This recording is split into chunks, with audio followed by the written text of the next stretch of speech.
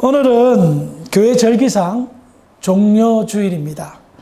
아시다시피 종려주일이란 예수님께서 십자가의 죽음을 앞두고 예루살렘에 입성한 날을 기념하는 절기입니다. 이 종려주일이 언제부터 지켜졌는지는 명확하지는 않지만 가장 오래된 문헌을 보니까 약 385년경에 종려주일을 지켰다는 기록이 나와 있어요.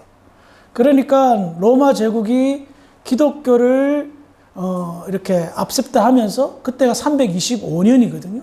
그러니까 385년이니까 60년 정도 지났다 보면 아마도 로마가 기독교를 종교로 삼으면서부터 국교로 삼으면서부터 이 종려주일이 시작되지 않았나 그렇게 생각이 듭니다. 아무튼 이 종려주일은 적어도 1700년, 1800년 되는 굉장히 오래된 중요한 절기입니다. 그렇다면 우리가 생각해 볼 것이 있습니다. 왜 이토록 오랜 기간 동안 이 절기를 교회가 지켰냐 말입니다. 그렇죠? 우리는 부활절 앞주일이기 때문에 종려주일을 좀 간과할 때가 많아요. 그런데 제가 성경을 연구하다 보니까 이 종려주일이 주는 의미가 이렇게 컸구나. 그래서 기독교가 국교로 선포된 이래로 계속해서 이 절기를 지키고 있구나라는 것을 깨달을 수가 있습니다. 먼저 종려주일의 어떤 그런 출발점이 되는 예언된 말씀이 있습니다. 스가랴서 9장 9절입니다. 함께 읽어볼까요? 시작. 시온에 따라 크게 기뻐하시리로다. 예루살렘에 따라 즐거이 부르시리로다. 보라, 내 왕이 내게 임하시다니. 그는 복을 주시며 복을 베푸시며 겸손하여서 나귀를 다시나니 나귀의 작은 것 곧 나귀 새끼니라. 이 구절은 조금 전에 교동문에서도 읽으셨겠지만 정말 중요한 메시지입니다. 이 메시지는 메시아가 이 땅에 나타날 것이다, 오실 것이다라는 것을 구체적으로 묘사한 예언서입니다. 근데 그 배경이 어떤 배경이냐? 당시 유대인들은 70년 포로 기간이 끝난 후에 유대 땅으로 복귀하였습니다. 그리고 그들이 한 일이 뭐죠? 성전을 건축하는 거예요. 무너진 성전을 건축할 때에 여러 가지 사연과 이유로 인하여 성전 건축이 중단되었습니다. 그때 하나님께서는 이 스가랴 선지자를 보내셔서 어떻게 해요? 성전 건축을 독려하였습니다. 거기에 나온 메시지 중에 하나가 바로 이 메시아라는 거예요. 예? 그러므로 우리가 알 수 있는 건 뭘까요? 성전 건축을 진행하게 하기 위해서 메시아를 선포합니다. 앞으로 구원자가 나타날 것이다. 오게 될 것이다. 이게 굉장히 뭔가 연관이 있지 않을까요? 굉장히 연관성이 있습니다. 지금 현재의 교회는 하나님의 성전을 짓고 있습니다. 아시겠어요? 제가 아까 교회가 다르지만 모든 교회들이 연합을 하여 하나님의 나라를 만들어가고 있는 거예요. 예수님이 머리이고 여러분들이 지체가 되어 하나님의 나라, 하나님의 성전을 지어가고 있단 말입니다. 그러므로 우리에게 지금 필요한 것은 무엇이죠? 믿음이자 소망인데 당시 성전을 재건축했던 사람들의 성전 재건을 할 수 있는 동력이 무엇이었습니까? 원동력이 무엇이었습니까? 메시아가 올 것이니 성전을 지어서 맞이하자라는 의미라는 거예요. 아시겠어요? 그러므로 다시 오실 메시아, 예수님이 다시 오시잖아요. 아멘? 아멘 안 하면 굉장히 문제가 있는데 주님 다시 오시는 것은 우리가 뭘 한다? 성전을 건축하며 준비한다는 거예요. 이런 아주 심오한 뜻이 담겨져 있다는 겁니다. 다시 본문으로 돌아와서요. 스가랴 선지자의 예언은요. 메시아가 이 땅에 올 것이며 이스라엘의 백성들을 구원할 구원자가 이 땅에 오게 될 것이다. 그래서 유대인들이었던 이 이스라엘 사람들은 메시아를 간절히 그때부터 기다렸던 겁니다. 자, 그러니 스가랴 선지자가 예언한 후에 약 400년이 흘렀습니다. 400년이 흐른 후에 드디어 약속하신 메시아가 오셨는데 그 메시아, 스가랴 선지자에서 예언되었던 그 메시아가 드디어 어린 나귀 새끼를 타고 예루살렘에 입성합니다. 스가랴 선지자가 예언한 그대로 메시아가 구원사역의 종지부를 찍기 위하여 예루살렘 성으로 들어갔던 거예요. 그런데 예언을 보면 어린 나귀 새끼를 타겠다라고 하시고 예수님도 실질적으로 어린 나귀 새끼를 구해다가 타고 입성하셨습니다. 그리고 그 이유에 관해서 뭐라고 하셨습니까? 그는 겸손하였기 때문이라는 겁니다. 그럼 우린 여기에서 왜 예수님께서 메시아로 오시는데, 인류를 구원한 구원자로 오시는데 겸손할 필요가 있었을까? 한번 궁금하지 않으셨어요? 우리에게 겸손을 가르치기 위해서 어린 나귀 새끼를 타셨다라고 생각하면 정말 잘못된 생각입니다. 그건 아주 손톱만한 거예요. 왜 예수님께서는 어린 나귀 새끼를 타셨을까요? 화려한 마차를 타고 백마를 타고 오셨을 수도 있는데 겸손함을 가르치기 위해서 겸손하셨기 때문에 나귀 새끼를 탔단 말입니다. 여러 가지 이유가 있겠지만 가장 중요한 이유, 이거 잊지 마세요. 가장 중요한 이유, 꼭 깨달으셔야 됩니다. 그것은 하나님의 구원 방법을 깨닫게 하기 위해서, 이해시키기 위해서 겸손하게 어린 나귀 새끼를 타셨다는 겁니다. 여러분 생각해 보시기 바랍니다.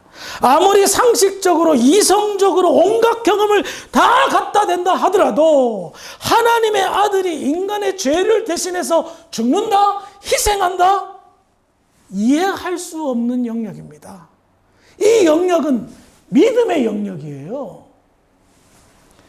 지금까지 인간들은요, 수많은 우상들을 만들어 왔습니다. 각종 신들을 만들고 숭배했습니다.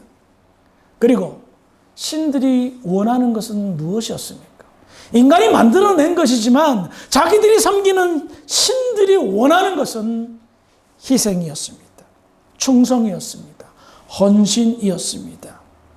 그래서 인간들은 이렇게 생각했습니다. 우리가 숭배하는 신에게 최고의 희생이 뭘까? 뭐라고 생각하세요? 인신제사. 불태워 자기를 제물로 바치는 것. 여러분 성경을 잘 보세요. 하나님께서 가장 싫어하셨던 게 뭐냐? 인신제사였어요. 구약의 이스라엘 백성들이 끊임없이 하나님께 큰 징계와 심판을 받는 것 중에 가장 큰 원인은 몰렉이라는 신에게 어린 장자를 불태워 죽이는 인신제사를 드렸단 말이에요. 인류 고대 역사들을 다 살펴보세요. 사람을 희생제물로 바치는 사건들이 얼마나 많이 발견되는지 몰라요. 왜 그랬을까요? 인간이 생각했을 때 인간의 가장 큰 희생은 죽는 거다라고 생각했어요. 제물로 바치는 것이다. 그래야 신이 기쁨을 얻고 신이 기뻐해야 우리에게 축복을 내릴 거다라는 생각을 했던 거예요. 그러나 하나님의 뜻은 달랐어요. 하나님은 하나님의 희생을 통하여 인간을 구원하시고 축복하시기를 바랬던 거예요. 그런데 변질된 인간의 생각은 도저히 그것을 받아들일 수가 없는 거예요. 그래서 겸손하신 하나님을 가르쳐 주신 거예요. 만왕의 왕이신 하나님께서 어린 나귀 새끼를 타고 들어왔다. 뭐냐? 희생하기 위해서. 인간의 생각은 인간의 희생을 강요하지만 하나님의 생각은 너무나 저와 여러분들을 사랑하셨기에 하나님이 희생하신 것을 일깨워 주기 위해서, 조금이라도 생각만 해보면 어린 나귀 새끼를 타신 이유와 목적을 깨닫게 하기 위해서 오래전부터 계획하신 하나님의 계획이었던 겁니다. 사람들은 이해하지 못했습니다. 당시 제자들, 가장 가까이서 예수님을 모셨던 제자들도 몰랐어요. 언제 깨달았을까요? 성경을 봅시다. 요한복음 12장 16절 시작. 제자들은 처음에 이를 깨닫지 못하였다가 예수께서 영광을 얻으신 때야 이것이 예수께 대하여 보여지는 것이와 사람들이 예수께 가르치신 것이 생각나더라. 아멘. 도대체 예수님께서 흰 말이나 황금마차를 타고 가도 모자라실 분이 왜 어린 나귀 새끼를 타셨지? 영문을 몰랐습니다. 그런데 성령의 깨닫게 해 주심으로 말미암아, 깨닫게 해 주심으로 말미암아 하나님의 낮아지심을 통하여 구원의 역사가 나타난다는 사실을 깨닫게 되었던 겁니다. 그러면 우리는 여기에서 오늘 종료주일이잖아요. 한 가지 질문을 하지 않을 수가 없습니다. 당시 제자들조차도 예수님이 구원자이신지 메시아인지 민가 했는데 어떻게 예루살렘에 입성하신 예수님에게 수많은 사람들이 종려나무 가지를 흔들고 호산나 호산나 하며 외쳤냐 말입니다. 이 사람들은 도대체 어떻게 알았길래 메시아를 앞세다 받아주고 있냐 말입니까? 도대체 어떤 생각으로 수많은 무리가 예수님을 환영했을까요? 이 사람들은 알고 이러한 퍼포먼스를 행하였을까요? 그 증거가 여기에 있습니다. 요한복음 12장 9절부터 11절까지 읽어봅니다. 시작.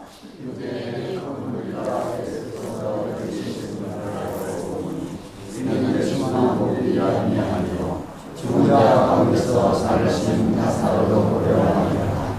예수 사람들이 나사로까지 죽이려고 하더니 나사로 때문에 많은 유대인이 가서 예수를 믿습니다. 아멘. 예수님께서 예루살렘에 입성하기 전에 엄청난 사건을 일으키십니다. 그것은 죽은 나사로를 다시 살리신 겁니다. 나사로야, 나와라! 무덤에서 미라 상태였던 나사로가 걸어 나옵니다. 때마침 6월절이 가까웠기 때문에 전국 각지에 흩어져 있던 예루살렘으로 오기 위해서 유대인들이 모였어요. 나사로가 살아난 곳은 베단인데 예루살렘에서 상당히 가까운 거리고 예수님이 즐겨 찾던 곳이었습니다. 일종의 전초기지였어요. 그래서 그 당시 예루살렘 성에 이렇게 가기 위한 순례객들이 많았기에 나사로의 소문은 삽시간에 나타났습니다. 더군다나 두 눈으로 살아난 나사로를 본 사람들은 꼬리에 꼬리를 물고 그 소문을 퍼나르기 시작했습니다. 요한복음 12장 17절 18절입니다. 시작.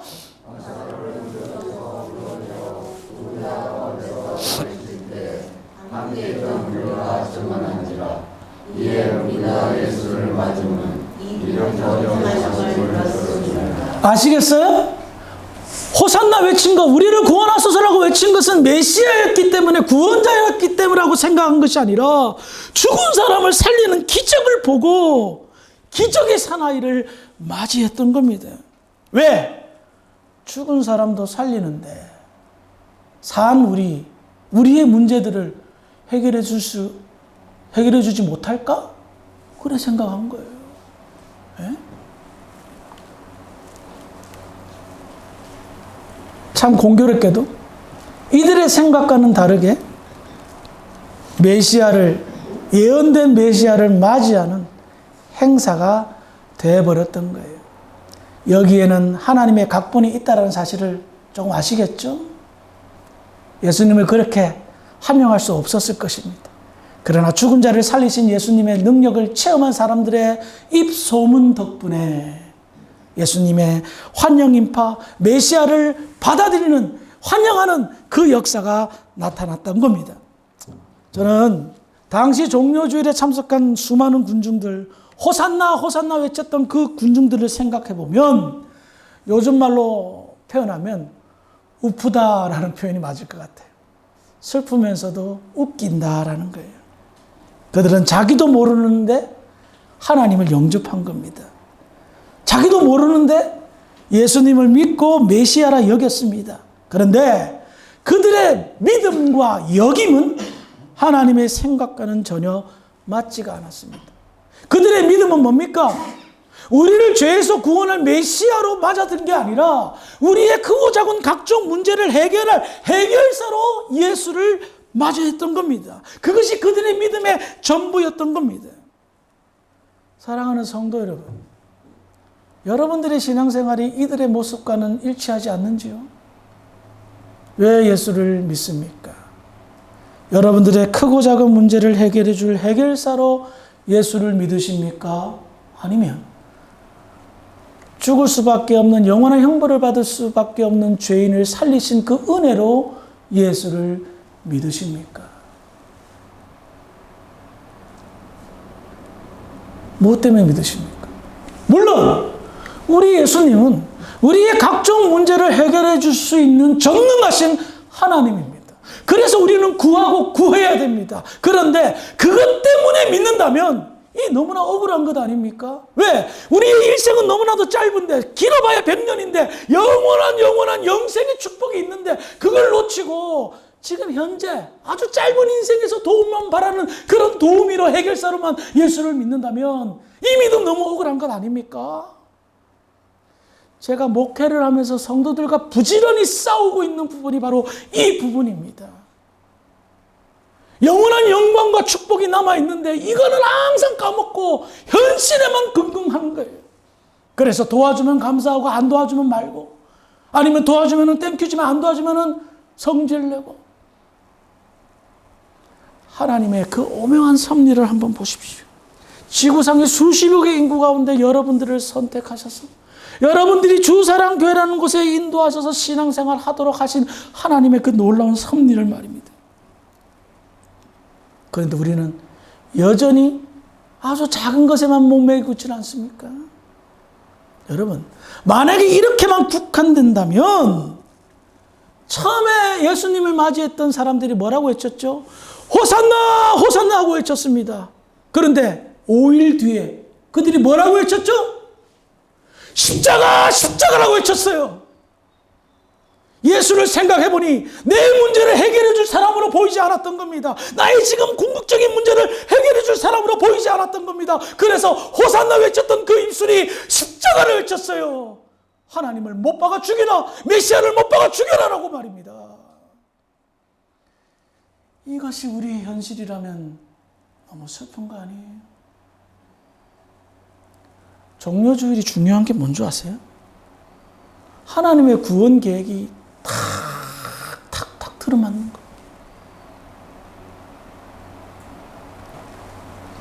영광 가운데 계신 하나님의 아들이 이 땅에 오셔서 십자가를 짊어 가시는데 하나님께서는 그 아들을 너무 불쌍히 여겼어요.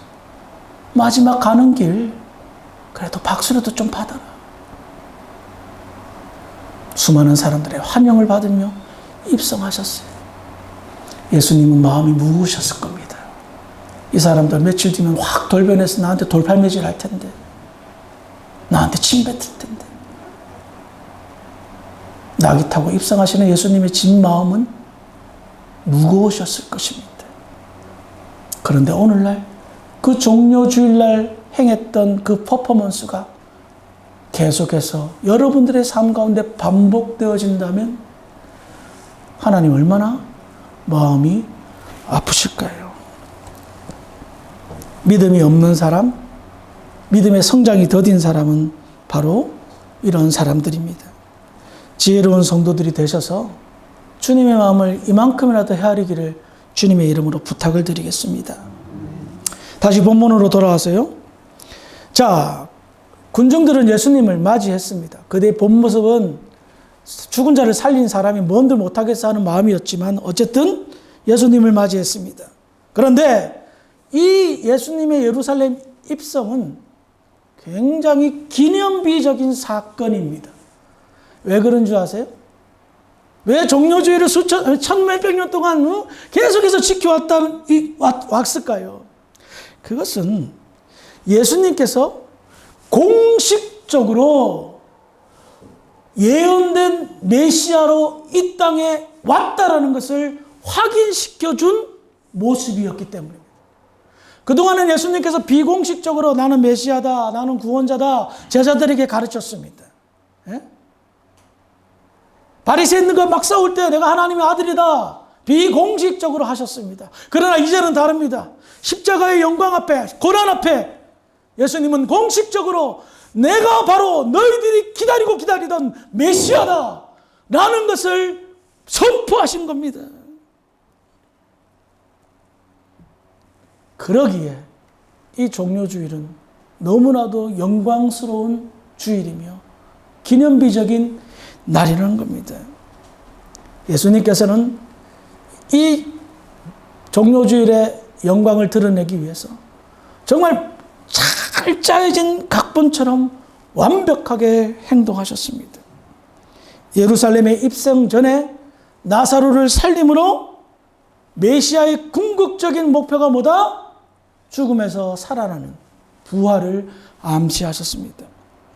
그리고 예루살렘에 입성하시면서 성경의 예언대로 당신이 메시아임을 만천하에 공개하고 선포하셨습니다. 더 나아가 어린 나귀, 예언된 어린 나귀를 타심으로 말미암아 영광의 자리에서 왜 겸손을 택하셨는지를 생각하게 하셨습니다. 그런 후에 당시 사람들은 꿈조차 상상조차 하지 못할 하나님의 구원 방법인 십자가의 고난을 당하셨습니다. 그런 후에 3일 만에 뭐 하셨죠? 자신 있게 3일 만에 부활하셨어요.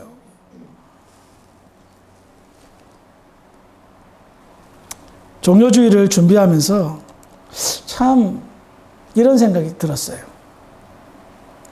첫 번째 종료주일은 아무도 몰랐어요. 영광 받으신 후에야 제자들이 성령의 감동으로 깨달았어요. 이제 우리에게 마지막 종료주일이 남아 있습니다. 마지막 종료주일. 문제는 그때는 아무도 모릅니다. 슬기로운 다섯 처녀처럼 준비를 할 것입니다. 예수님 맞이할 준비를. 사랑하는 성도 여러분, 주님이 다시 오실 그때에 사인이 나타날 겁니다. 준비된 우리는 진심으로 호산나! 호산나! 나를 구원하소서. 라는 외침이 저와 여러분들의 외침이 되었으면 좋겠습니다. 우리를 구원하소서. 이것이 우리의 진정한 신앙 고백이자 우리의 믿음의 삶이며 준비된 신앙인의 자세인 줄 믿으시기 바랍니다. 이것이 여러분들의 믿음의 삶 속에서 승화되어 날마다 구원의 감격을 느끼며 구원의 영광을 기다리며 예수님을 맞이하기에 준비함이 없는, 부족함이 없는 복된 저와 여러분들이 되기를 주의 이름으로 축원합니다. 기도하시겠습니다. 할렐루야. 아버지 하나님 은혜를 감사합니다. 오늘 종료주일을 맞이해서 종료주일이 갖는 큰 의미를 함께 살펴보았습니다. 과거의 사람들은 무지하여 예수님을 잘못 맞이했습니다. 그러나 저희들 이 귀한 의미를 깨닫고 나니 준비 잘하여 다시 오실 예수를 잘 맞이하기를 원합니다. 호산나 외치며 기쁨으로 주님을 맞이하기에 부족함이 없는 주 사랑께 모든 성도들이 될 수 있도록 할렐루야 축복하여 주시옵소서. 그리 될 줄 믿고 감사하며 예수님의 이름으로 기도합니다. 아멘.